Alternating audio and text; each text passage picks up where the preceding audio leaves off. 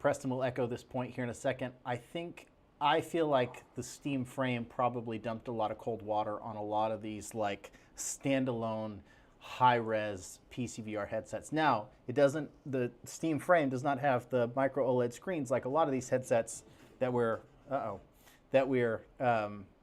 been talking about on the channel, like the Samsung Galaxy XR or the Play for Dream or the Big Screen Beyond 2 or any of those. But just the overall compatibility of the Steam frame, I think is going to dump a lot of cold water on some of these things. If nothing else, just because of the price point. That's probably accurate. I think there's been a lot of speculation on the price point for the Steam frame, and I think you have to think Play for Dream and maybe Pimax too. And Big Screen Beyond. They all have these headsets that are just around the $1,000 to $2,000 range. Yeah, it's so expensive for a VR headset. Well, the justification is the cost of the micro OLED screens. Bro, I need your store name. It's fixmyoculus.com. The justification is always, well, micro OLEDs are expensive. But when you actually like start doing the digging on the bill of materials, because I've been doing a lot of research on this recently, just like for the whole Steam frame video that I put out last week, and how much that's going to cost, and like why Steam opted for the LCDs over OLEDs or micro OLEDs or mini LEDs or anything like that. There's a lot of reasons. Their official statement was the pancake lenses, but there's also things like heat dissipation, power consumption, like, just moving parts just in general, like, RMA issues with micro OLED displays.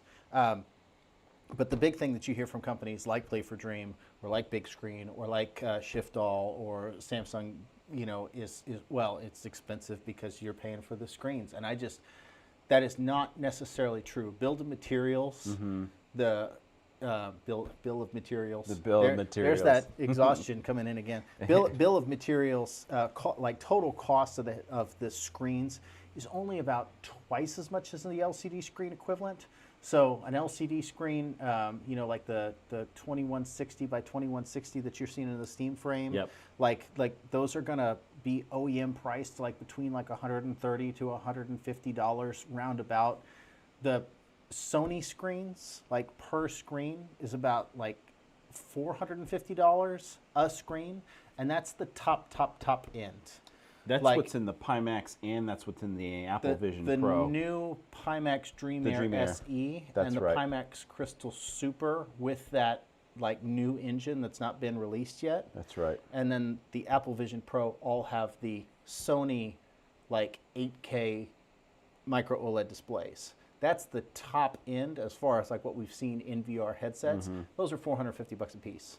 So two of those, you're looking at like $900 compared to like maybe somewhere between $250 and $300 for like decent LCDs. Yeah. But like you could go down in like quality a little bit, or at least not in name brand, and probably land on a micro OLED screen that's probably closer to like $300. So maybe $600 versus $300. What I'm trying to say is it's not 4 times the cost. It's maybe twice the cost just for those screens. And all of the other peripheral components are going to be mostly the same. The bill of materials around the rest of the headset is going to be mostly the same. Is there a little bit more power consumption? Yeah. Is there a little bit more like maybe you need an extra fan because of the heat dissipation? Maybe. That adds a couple bucks here and there. It's not $2,000. I don't think enough people, and you guys might agree with me on this, is that do you really, I mean, yeah, some people are going to care, but I don't know that I care about the micro OLEDs. We had the Quest 3s have the LCD. Some people really care. I just don't care enough to justify the cost. Yeah. I don't think, personally.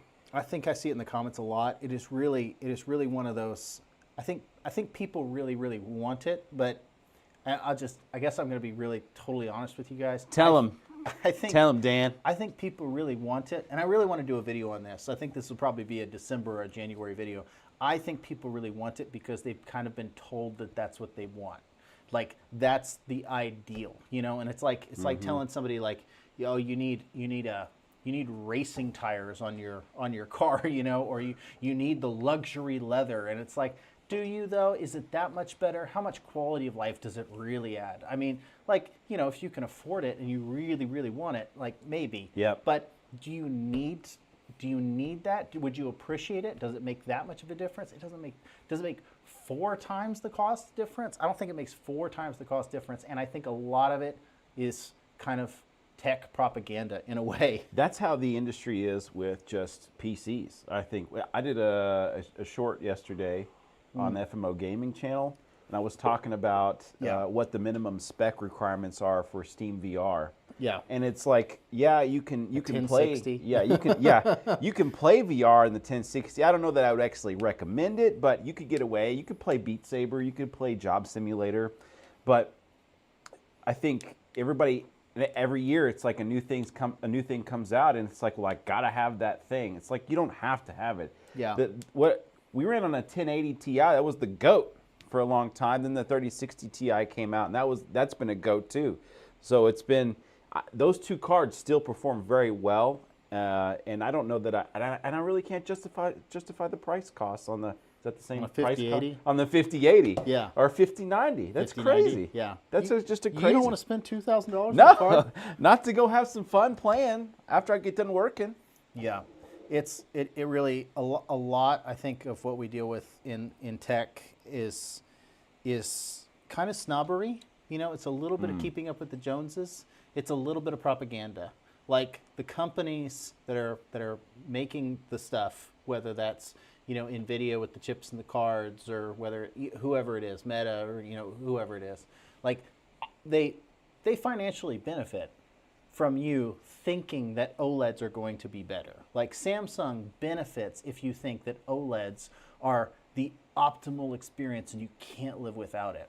And then simultaneously, like you kind of have like the elitist, like VR snobs who are telling you like, yeah, once you go to OLEDs, you never go back. Like, and as somebody who's experienced VR on, how many headsets have we had collectively? How many models of headsets have we put our faces into? 20, 30? There's been quite a few. It's a lot. Yep. I mean, basically every model of headset, except for I've not done the Big Screen Beyond 2 yet. I've not done the Samsung Galaxy XR yet.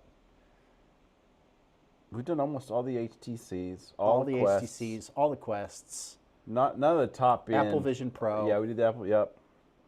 That was in And that's what I'm Vegas. saying. Like Apple Vision Pro versus Quest 3, is that a $3,000 difference? I don't think it's a $3,000 difference. I wouldn't pay $3,000 for it. It's one of the only headsets that I don't own because I wouldn't pay $3,000 for it.